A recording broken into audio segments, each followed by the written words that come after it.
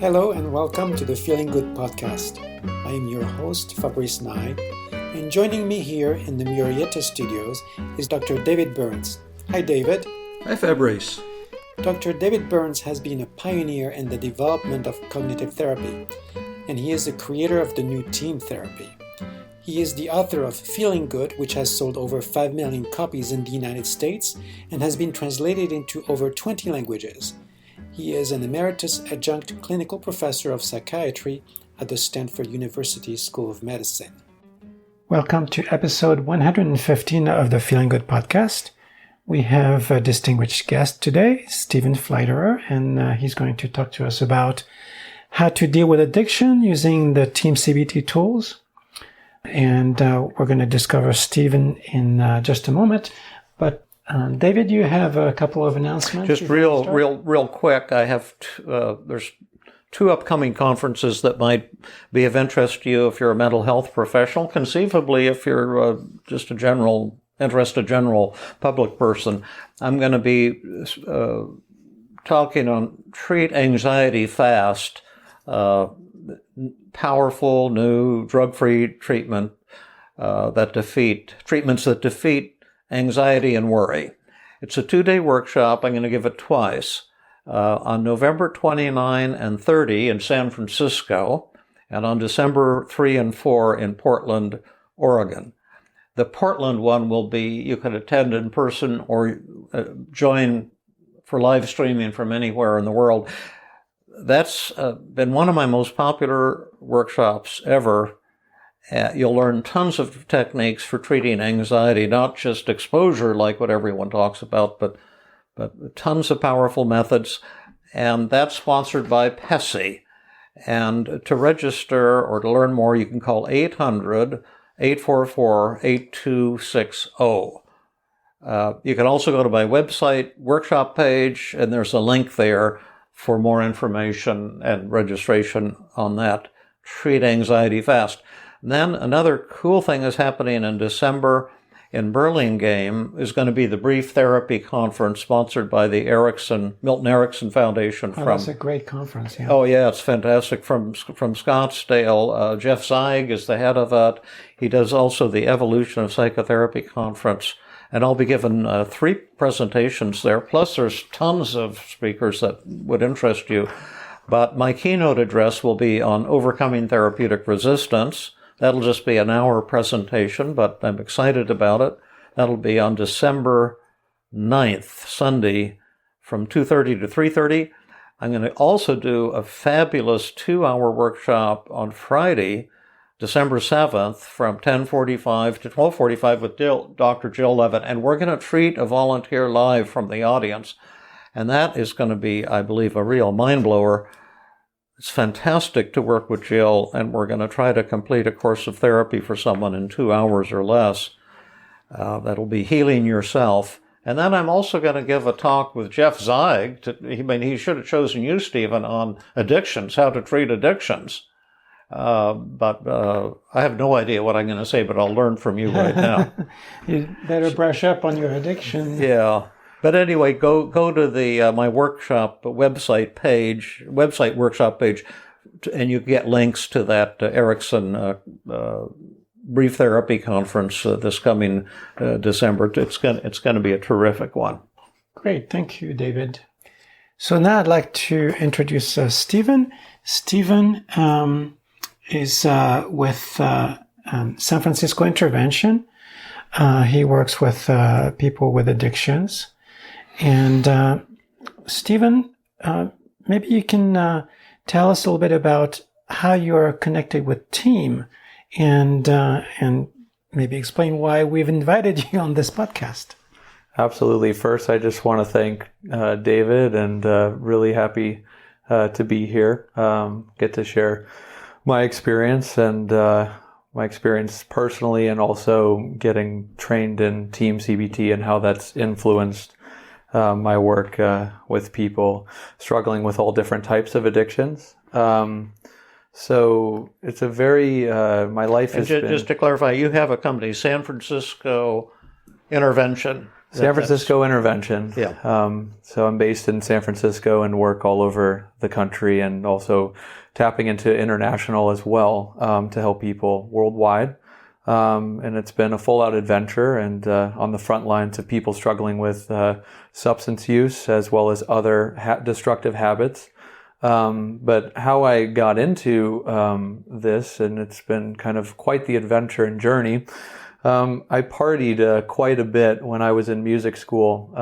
I started partying actually when I was 15 years old. Yes, because you're a trained classical musician. Yeah. Right. I went to Peabody Conservatory of Music and trained in clarinet performance. And to deal with the pressures and rigors of music conservatory, I felt like I deserved to get high every day and get drunk because it was really stressful.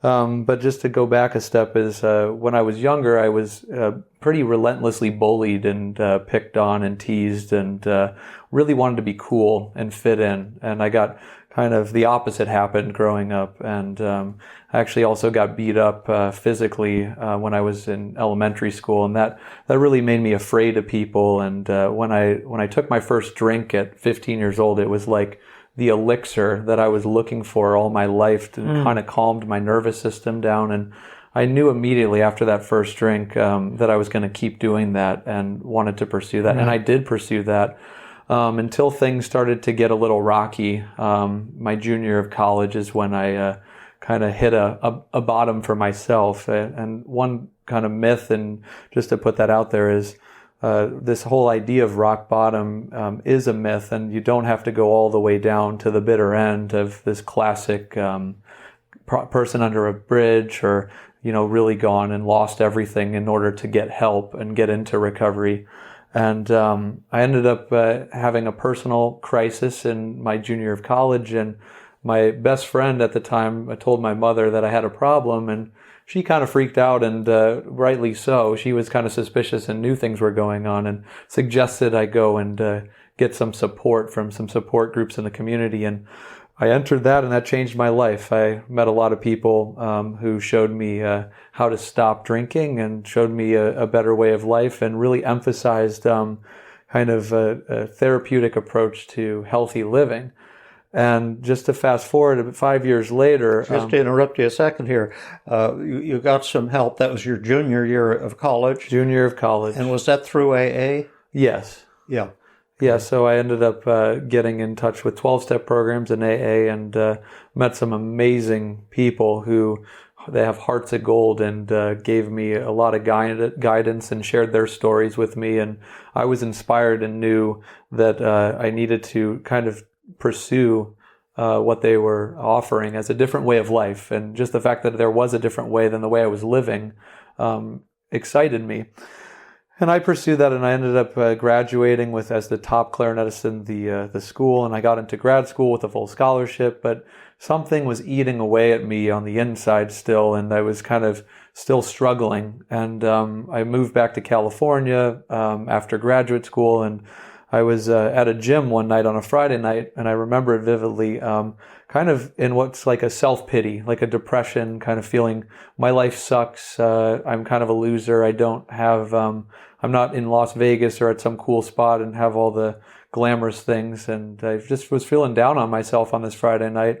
And I had this magical conversation with a member of the team training group at Stanford. And he said, leave your email at the desk. And he emailed me a workshop with Dr. Burns, and I walked in that room and remember filling out my application, master's in music, and kind of intimidated. There's all these mental health professionals, and David was there, and that day changed my life. And David inviting me to attend a group at Stanford, and what I recognized that after starting to learn TEAM and get an opportunity to spend some time with David was that I had what's called like co-occurring other issues besides just drinking and getting drunk and getting high as well. And the magic of my life took off when I started looking at the shame. I had a lot of shame. I felt really less than and inadequate, and I had a lot of anxiety and was really afraid of people. And I also was struggling with feeling good enough about myself. And David was a master and kind of brought this all to the front, and using TEAM and experiencing the magic of TEAM really put my recovery on steroids. And I recognized that there was such a magic with looking at these other things. And what I love about TEAM is that we don't just look at habits and addictions, we look at the whole human being. And I wasn't just someone that drank. I was someone that, had some trauma from growing up, and I had other things that I didn't see, but luckily to have great, wonderful mentors to point that out and help me through that. And I would credit TEAM as being the magical tool, and also the biggest piece of the paradoxical agenda setting and the 5 secrets of effective communication. Those were game changers and have changed my professional work as well as my personal life. And I'm a very strong believer and have gotten the opportunity to tour many programs around the country. And I've gotten the opportunity to meet with a lot of professionals, and my confidence in TEAM-CBT and what it has to offer people struggling with a whole host of different challenges is very strong. And it's shaped all my work. And I'm really honored just to be sitting here and have this conversation, and really grateful.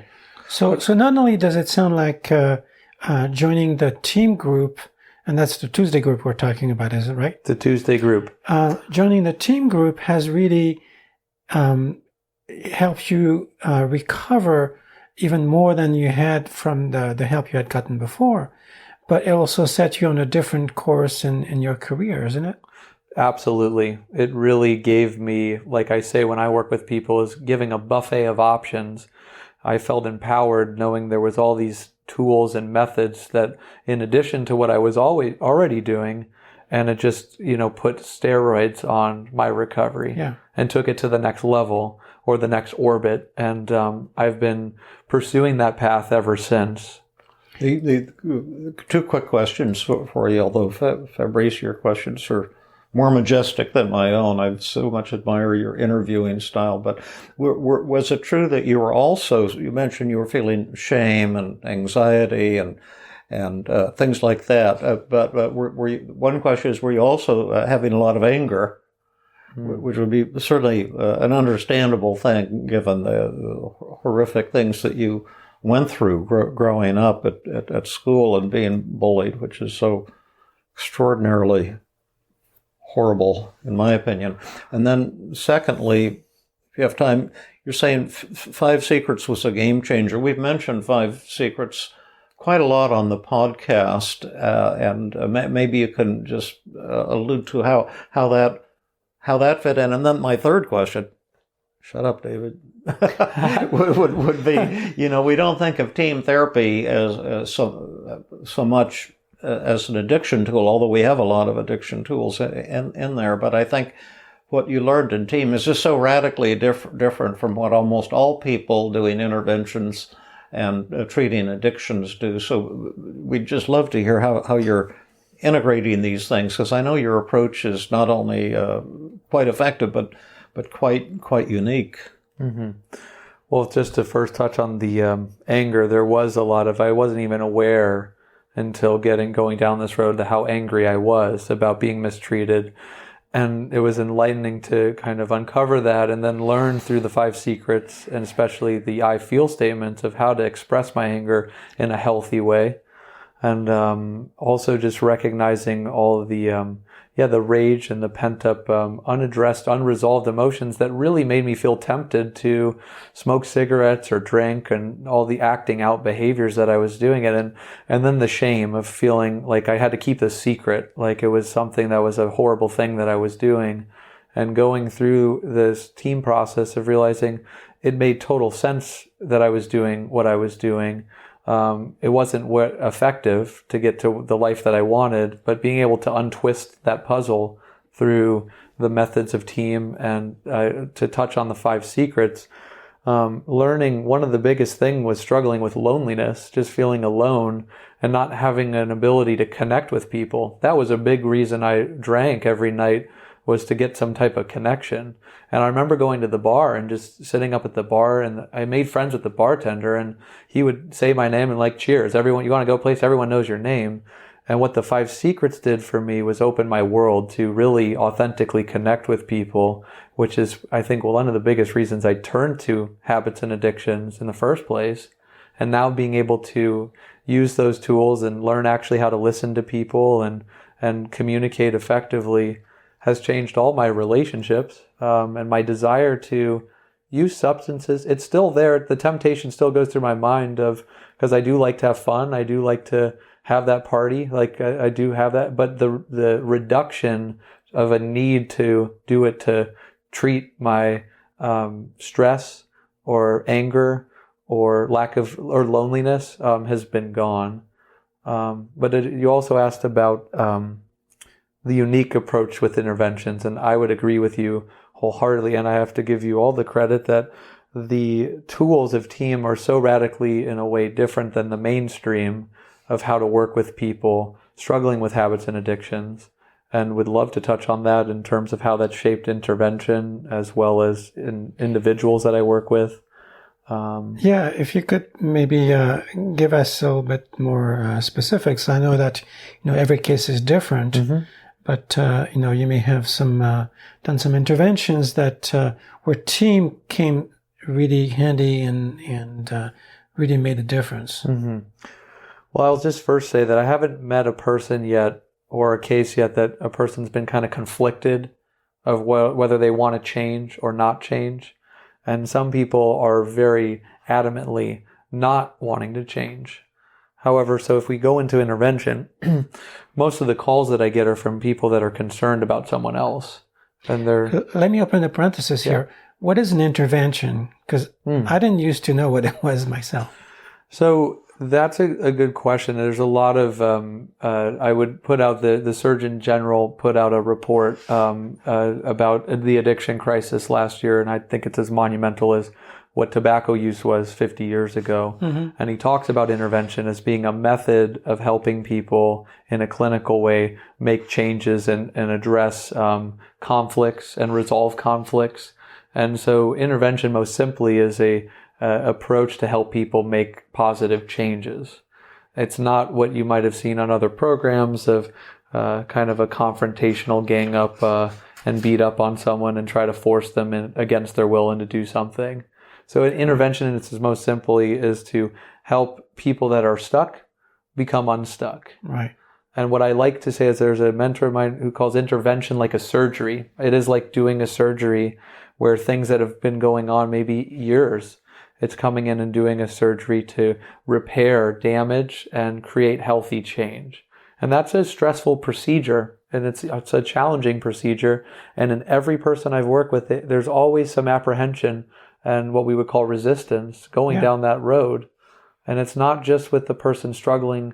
Most of the time what gets someone to call me is they're worried about someone who has a destructive habit or addiction. But every person I've worked with has some type of apprehension to going down the road of an intervention. So how do you handle that resistance in that specific way? Well, the paradoxical agenda setting methods that in the TEAM framework have been a game changer of helping first to use empathy and connecting in the 5 Secrets and understanding where a person is, and then helping highlight all the good reasons why not to do change and what that says about them of why they're stuck, and understanding. A lot of people don't know why they're stuck and how they got here. And until that's looked at, I'm not really able to make a forward progress, and I run into a roadblock. Yeah. So there's a very detailed, systematic approach to doing that, which would be a whole podcast in itself. But Could you give us some highlights, perhaps? Oh, absolutely. So typically with somebody who might be scared of a conflict, like a concerned other might be scared of, talking about someone's addiction with them. So that anxiety is real, and working about all the fears of maybe the relationship changing in a way that they wouldn't want, or losing a person, or if they confront someone in a healthy way about their issues, them getting really angry, being really afraid of anger. And there's a whole list of good reasons to avoid having an intervention. Right. And also secretly, there's some reward of taking care of people when they're down. Like a beautiful thing when someone's down is to want to take care of them. And if my whole role in my life has been taking care of someone struggling, if they change, then what am I going to do? So that's when you're working with a person who's not the addicted person, but the one who's taking care of them, right? Correct. Yeah. Yes. You said two really hugely important things.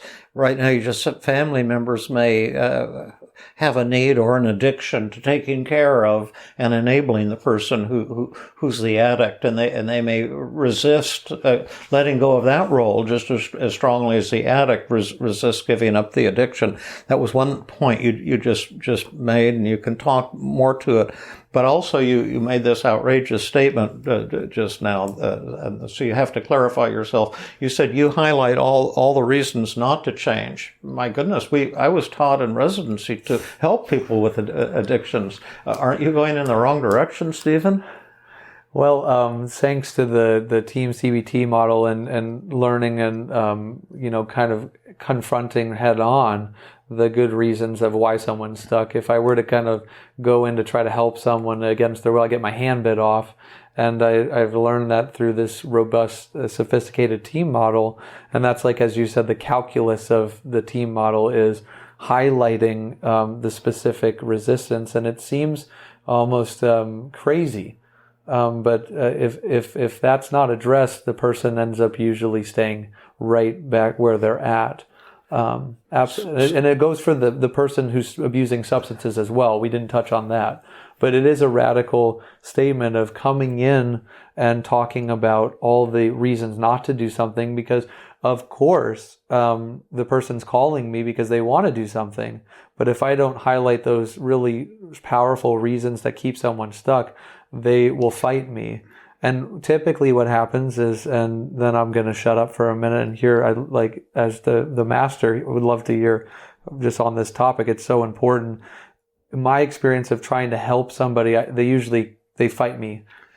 So you're saying when you try to help someone with an addiction, you force them to keep the addiction. Yes. And that's really hard for people to grasp, but it's the whole thing that makes for therapeutic success or failure. And the scary thing for therapists to do is to highlight with the person with the addiction, let's look at all the good reasons for you to keep doing what you're doing and all the good reasons not to change. And then the therapist becomes the voice of the patient's resistance. And paradoxically, in many cases, there's no cure or guarantee for everyone. But in most cases, you see that resistance dropping down, and you have a chance to connect with the person on a human level and try to make some magic happen. But this is not at all the way 99% of people would try to help or interact with someone with an addiction. Yeah, I love everything you're saying. In my own personal experience, when people were trying to help me when I was doing my partying, I really got angry and I wanted them to get out, and I avoided them. And I also hate salespeople when they're trying to sell me something and get these promotional things. And if I come in trying to sell someone on changing, it usually backfires. Do you think people who are listening to this podcast right now will grasp what you're saying? Because it's incredibly important. But when I try to teach it to therapists, it kind of goes in one ear and out the other. They're so codependent. I don't mean to be insulting, but many are. Maybe it comes from compassion, but they're so committed to throwing help at people, and that's like an addiction that's hard to let go of. I think the people listening will intellectually understand this, but on an emotional or embodying this principle, not get that until they do. As I love, you can only go, the water only goes as high as its source. Yeah. And if you haven't done the personal work of facing the fears, of letting go in a healthy way and setting limits, you'll get sucked in, and that force, that knee-jerk reaction to want to help, which is, I think, deeply ingrained. And that's why this as being a musician, it requires a lot of practice to really get team. And it's not something you can just read a book on or listen to a podcast. You have to practice, and you have to face some of your own personal fears. One of the many things I love and admire about you is that all the people who've ever come to our free Tuesday training group at Stanford, which is free for mental health professionals to come and learn these new techniques.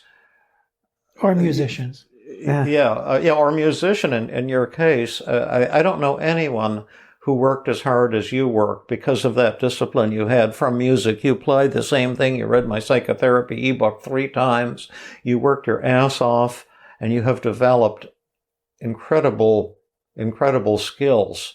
And I've been so much in admiration of you personally as a friend, but also professionally as a colleague at the highest magnitude. And I remember once we were coming to the Tuesday group's little personal anecdote, and you were in a little bit of a down spell. You'd just moved up to San Francisco, which is a big switch to start your company, and you hadn't built up your practice yet or your contacts yet, and you were kind of thinking that you weren't as far ahead with your life as you should be, and that was a theme that caused a lot of grief for you over the years. And so neat to see you completely transcending and smashing that. But anyway, we were having dinner at the Stanford Mall, and then we went over to the group together, and you were already a small group leader in the group. And then one of the faculty people from Stanford, the Department of Pediatrics, this is a psychiatrist who's on the faculty at Stanford, was your student in the group. You were the star, and she was raving about what a fantastic teacher you were and how much she was learning from you, which she really was. And it was just so beautiful to see that. Quite a jump from the down in the hot tub days.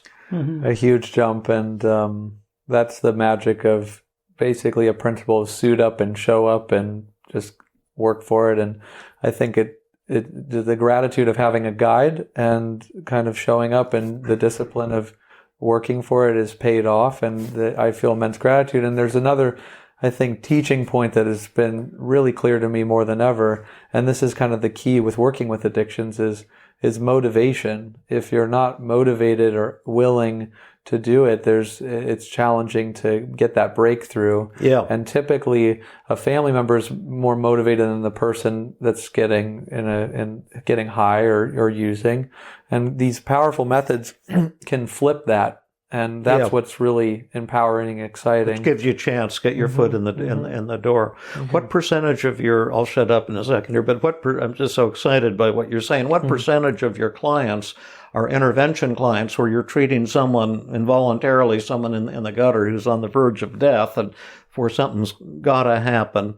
And then what percentage of your time do you spend doing voluntary work with just person who come in willingly for help with their smoking, their overeating, their drug abuse, their drinking, or shopaholic, or whatever the habit is? So that's a great question. It's about 60-40, 60 with motivated voluntarily doing recovery coaching, and then the other 40% is intervention, and it kind of ebbs and flows and changes. But I'm feeling excited to share this with the world because I do believe that these tools can really help shift families and also individuals I look at addiction as like a trap, and helping people get out of that trap is a joy. But if I do the heavy lifting for them, which is kind of and then I'm actually not helping them. Yeah. And showing people how to help themselves, and the roadmap is, I think, what TEAM's all about. And just being able to, there's so many people that kind of BS'd me along the way, and now kind of being on both sides of the fence of partying and overcoming that, and then also being on the other side of being really concerned and wanting to help people and not being able to get through to them. Like being on both sides and living through that, I think my way of connecting with people has been a game changer. And there's a lot more than just listening and support that goes into helping people change their lives. Yeah. Back to you, Fabrice. Yes, what I was interested in is to hear kind of some stories of how you've used this on the ground, and some real people's story. How have you applied this through San Francisco intervention? So I think my whole process for intervention has been influenced by the TEAM model and different tools within the TEAM model, as well as other intervention trainings I've done, because there is a little bit when you're working with someone who needs a higher level of care. It's a whole field, and had that specialized training. But I can give a case example where there's a concerned other that calls me, and we end up kind of sitting down and kind of figuring out what's going on from their perspective. This is like a mother or father? A mother or like father or a wife or a friend.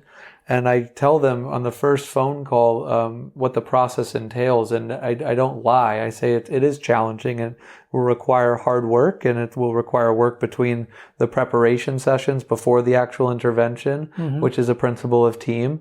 And I let them know that it will bring up uncomfortable emotions and anxiety at times, and even anger. And that's a good thing. And maybe even anger at me, and that's okay.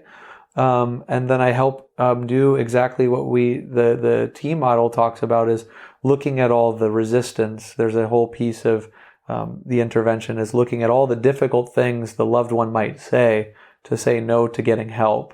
And that's a game changer. And then the next piece is... just clarify that. Sure. The resistance of the family member to doing what they're going to have to do. Explain once again what that is. So typically, the biggest resistance for a family member is they're going to have to look at their own role in the family and how they're contributing to the current problem, which there's some clients that hang up the phone on me or don't want to keep going because it's too hard to do that, or they don't think that that's necessary. But what are the family members doing that is forcing the person to continue to have an addiction? What is it they're going to have to stop doing that they're going to bite your head off about? Arguing, pleading, cajoling, selling, chasing, fixing, helping, convincing. And then you said the big one's enabling. And enabling, and kind of being in a power struggle of trying to pull someone out of the trap, out of the hole, instead of extending a ladder that they could climb out themselves. But you've told me, in addition to all those wonderful things, that the family members are typically giving money to the addict, enabling them in that way, and they think they're helping and being compassionate. But are you saying they have to stop doing that? So what I say to them is I can help them make decisions on how to change what they're doing to create a shift. And I never tell someone or pressure someone to make a decision on what's right or wrong, but they can weigh the costs and benefits of their decision. And most of the time, like, for example, if you're giving me money, then why would I get a job? Why don't I just take that money and go to my drug dealer and just do it? And that sounds good to me. But as a concerned parent, shouldn't I give you money to help you if you're down and out and you need money and you're semi-homeless or homeless, and shouldn't I be giving you like $60 or $100 or? Well, I'll take the $60 anytime. You can give your son or daughter $60. You can also give me $60 and I'll take it too. And I don't know if there's a should or shouldn't, but if you're rewarding somebody by giving them money, and there's going to be a consequence to that. That money will be taken by the person and then usually spent on substances, and actually encourages, if you really look at it, it's encouraging them to not change. So you're saying, for me as a family member, it's going to be frightening to have to stop doing that, because when I give that money, I feel like I'm being loving and keeping the person out of the gutter, but I might have to stop doing that. And that's the fear for me as the family member in the intervention. And I'm also going to have to stop pleading and trying to convince you, which maybe gives me a sense of power and I'm superior and I know the right answer. And you're saying I may have to give that up also. So what's beautiful is the reframe is you don't have to give, you have to come to the table or come to the intervention using the 5 secrets, which is using love and concern and empathy, and also setting healthy limits. But trying to tell someone what to do, at least from my experience and most people, I don't like people telling me what to do. And it actually makes me, when you say don't, that we were joking before, when someone says just say no, I say yes. So just say no to drugs makes me want to say yes to drugs. You say don't press the red button, I want to press the red button.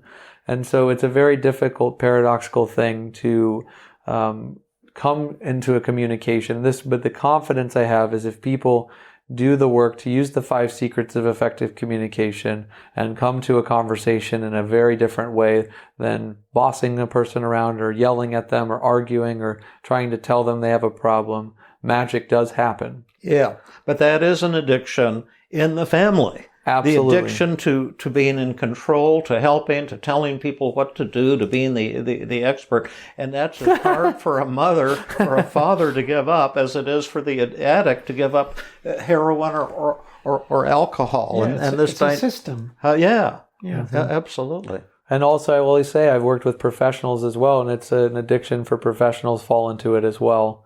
And it's such a human thing. When someone's suffering, we want to help them. But giving into that urge usually makes the problem worse. We could go on for hours. Sadly, Fabrice just pointed to his watch. I mean, we got to wrap up here. And so Stephen will conclude by making an incredibly wise and important point, and then Fabrice will do the same.